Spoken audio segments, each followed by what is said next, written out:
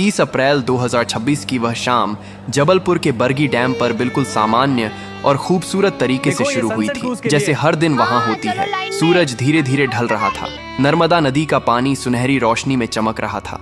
हवा हल्की थी और माहौल में एक अजीब सी शांति और खुशी थी। लोग अपने परिवारों के साथ घूम रहे थे। बच्चे हंसते हुए इधर उधर दौड़ रहे थे। कुछ लोग मोबाइल से फोटो और वीडियो बना रहे थे और कई लोग उस दिन की सबसे खास चीज का इंतजार कर रहे थे, क्रूज राइड।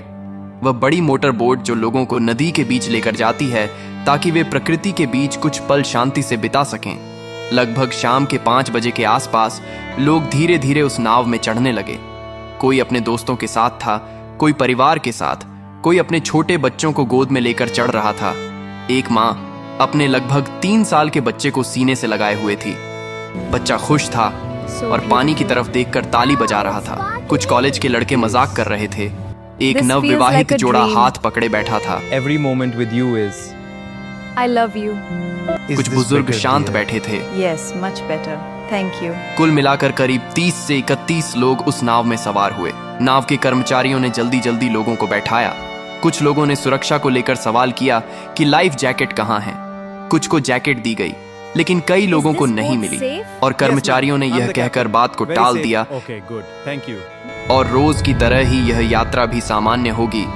उस समय किसी को अंदाजा नहीं था कि यही छोटी सी लापरवाही कुछ ही देर में कितनी बड़ी त्रासदी में बदलने वाली है। नाव धीरे धीरे किनारे से दूर जाने लगी।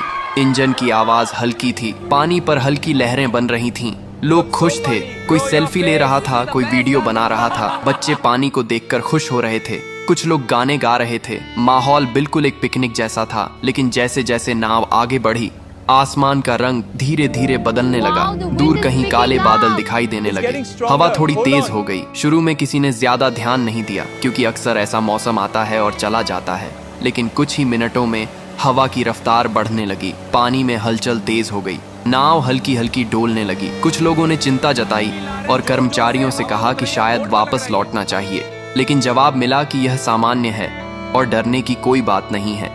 यह वही पल था जहां अगर फैसला बदल जाता तो शायद कहानी भी बदल जाती। लेकिन नाव आगे बढ़ती रही। अब हवा और तेज हो चुकी थी। लहरें ऊंची उठने लगी थी। नाव अब पहले से ज्यादा हिल रही थी। लोगों के चेहरों पर मुस्कान की जगह डर आने लगा था। बच्चों ने रोना शुरू कर दिया था।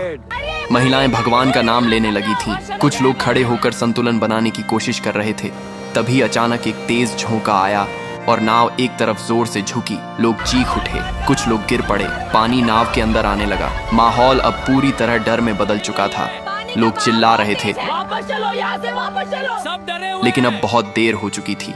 अचानक एक और बड़ी लहर आई और नाव का संतुलन पूरी तरह बिगड़ गया। कुछ ही सेकंड में वह पल आया जिसे कोई कभी भूल नहीं पाएगा। नाव पलट गई और सब कुछ पानी में चला गया।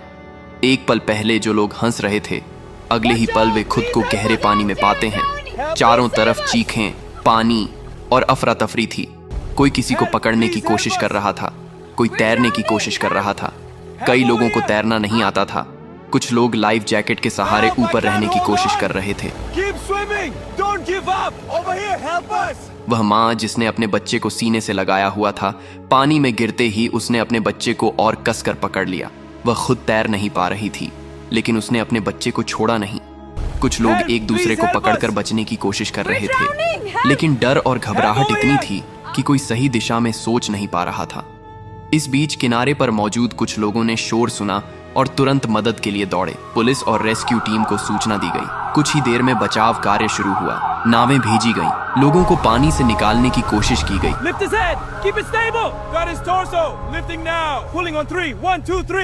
जो लोग सतह पर थे उन्हें जल्दी बाहर निकाला गया, लेकिन जो नीचे जा चुके थे उन्हें ढूंढना मुश्किल था।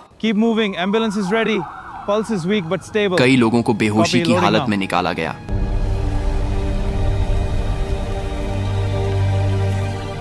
लेकिन कुछ लोगों को बचाया नहीं जा सका। धीरे धीरे यह साफ होने लगा कि यह सिर्फ एक हादसा नहीं बल्कि एक बड़ी त्रासदी बन चुका है। अस्पताल के बाहर परिवारों की भीड़ जमा हो गई। हर कोई अपने अपने लोगों के बारे में पूछ रहा था। किसी का बेटा अंदर था। हर एम्बुलेंस के आने पर दिल की धड़कन तेज हो जाती थी, लेकिन कई बार जवाब उम्मीद के खिलाफ होता था। कुछ लोग हमेशा के लिए चले गए थे।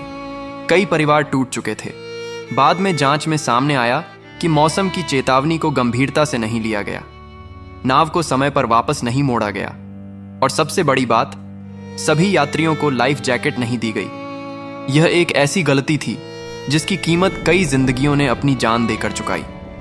30 अप्रैल की वह शाम जो खुशी और सुकून से शुरू हुई थी, वह दर्द, चीखों और आंसुओं में खत्म हुई।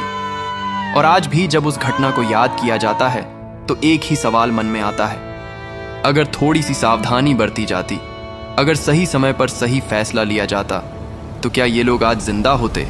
यह हादसा सिर्फ एक घटना नहीं था, यह एक चेतावनी थी कि जिंदगी में सुरक्षा को कभी हल्के में नहीं लेना चाहिए, क्योंकि एक छोटी सी लापरवाही भी सब कुछ छीन सकती है। और उस दिन नर्मदा का शांत पानी गवाह बन गया उन आखिरी पलों का, जहां हंसी अचानक खामोशी में बदल गई और कई कहानियां अधूरी रह गईं।